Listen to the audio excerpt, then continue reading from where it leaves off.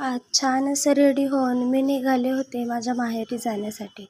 तब्बल मी 6 वर्षांनी माझ्या माहेरी चालले होते. थोडी एक्सायटेड पण होते आणि नर्वस पण होते. तिथे पोचल्यानंतर ना आज सप्ताह असल्यामुळे कीर्तन चालू होते. तुम्ही पण ऐका.